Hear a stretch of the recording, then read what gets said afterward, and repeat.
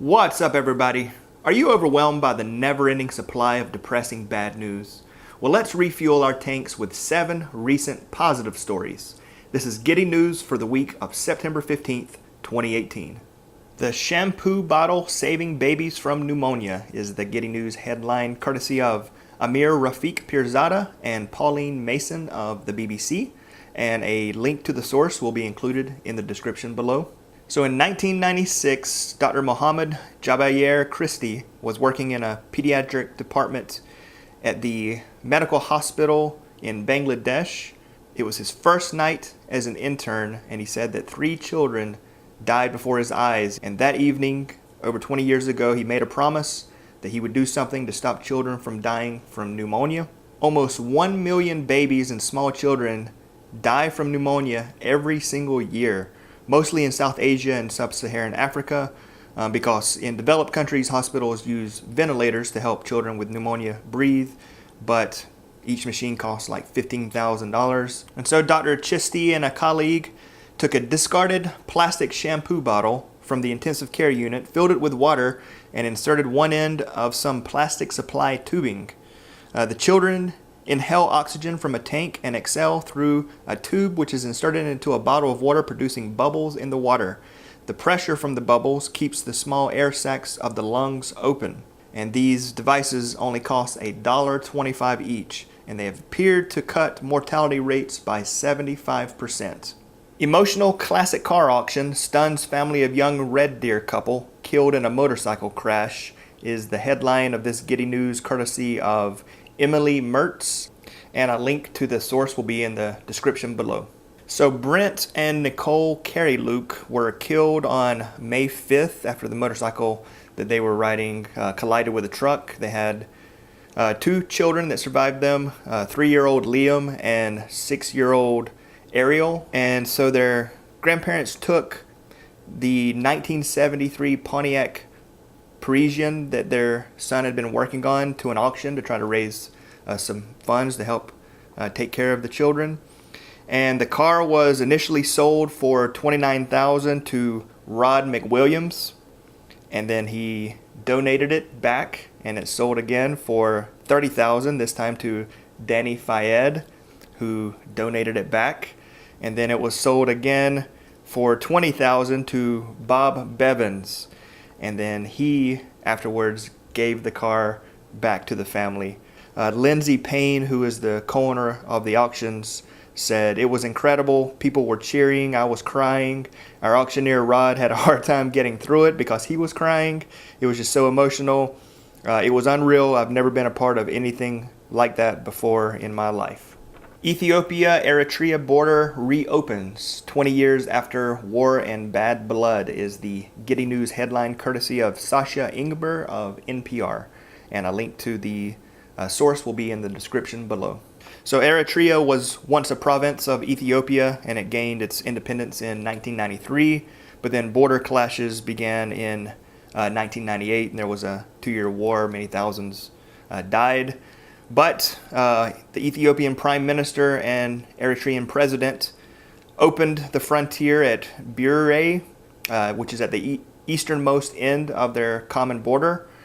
This was once an area of intense fighting, and they opened this border. The ceremony coincided with celebrations of the Ethiopian New Year. Ethiopian Prime Minister stated, "We heralded the new year by demolishing the trenches along our border. As of today, Ethiopia's defense forces, along with the border with Eritrea, will be gathered to camps and ease tension that was often extreme. The same will be done from the Eritrean side." Videos and photos emerged of people embracing, dancing, and weeping as flags of both nations flapped in the breeze.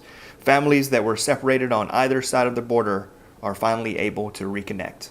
The New York Public Library lets patrons check out ties, briefcases, and handbags for job interviews is the Getty News headline, courtesy of Ayun Halliday of Open Culture, which is an incredible website. I recommend it. It's one of my favorites.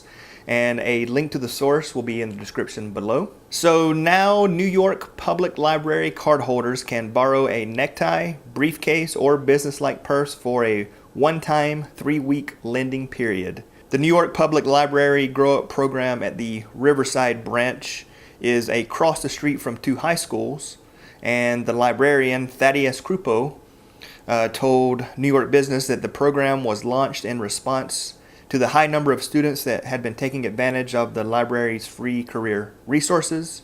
That includes printed sheets of job interview tips. And the article jokes that hopefully the library's teen patrons won't seek to complete their professional look by checking out pants and pumps, though its borrowed bags and ties are cleared to attend prom. Homeless people in California and other western states cannot be prosecuted for sleeping outside if shelter access is lacking, the court rules. Is this Getty News headline courtesy of Mara Dolan from the Los Angeles Times, and a link to the source will be included in the description below.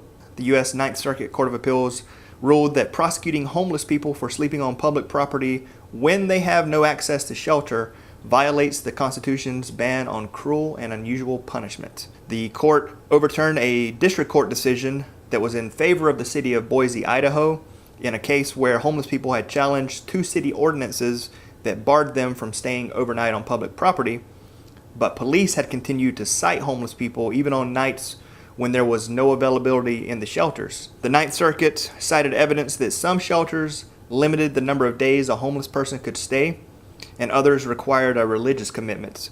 And so Judge Marcia S. Berzin, writing for the court, stated, "A city cannot, via the threat of prosecution, coerce an individual to attend religious-based treatment programs." Continuing, she said, "The Eighth Amendment prohibits the imposition of criminal penalties for sitting, sleeping, or lying outside on public property for homeless individuals who cannot obtain shelter." So this is a narrow holding because it does not require a city to allow anyone on public property at any time or mandate that cities provide adequate shelter.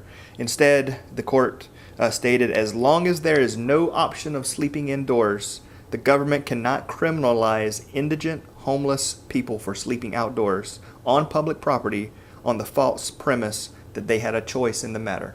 Toronto couple's wedding vows included gift of new life to refugee family, is the Getty News headline, courtesy of Nicholas Kung of The Star, and a link to the article will be included in the description below.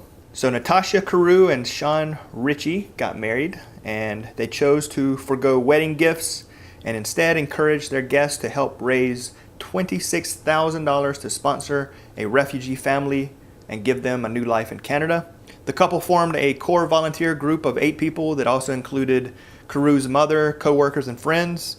And then they were matched with a Sudanese family who had been stuck in limbo in Jordan for almost 5 years.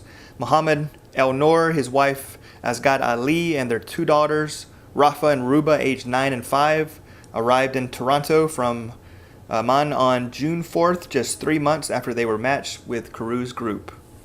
Carew, who is a lawyer, stated, "We could have been the ones sitting in a refugee camp looking to get an opportunity for a new life from somebody. What's most rewarding is seeing the family's 2 girls getting the opportunity that we are afforded here in Canada." Intensive care nurse finds out new colleague is baby she treated 28 years ago, in the Getty News headline, courtesy of Faima Bakar of Metro UK, and a link to the source will be included in the description below. So 54-year-old intensive care nurse Vilma Wong was shocked to learn that the new doctor, Brandon Seminator, was in fact a baby that she nursed when he was born. Vilma took care of Brandon when he was delivered prematurely at 26 weeks. When she saw the young doctor's name, she instantly recognized it but could not place it where she'd seen it before. And then when Brandon revealed that they both worked at the hospital that he was born in, she knew who he was. "I got very suspicious because I remember being the primary nurse to a baby with the same last name," Vilma explained. "I asked him if his dad was a police officer, and there was a big silence, and then he asked me if I was Vilma, and I said yes." Brandon, who is specializing in child neurology, had a picture of the 2 that was taken during his early days, and you can see that at the article. And Brandon was quoted as saying, "I've come full circle, and I'm taking care of babies with the nurse who took care of me. Not all of us will get the chance to see our patients grow up, and I was so happy to be able to share that moment with her." All right, that's it. I hope you enjoyed the Getty News, and if you have a positive story you'd like for me to share, please include a link in the comments below. And until next time, thanks for watching.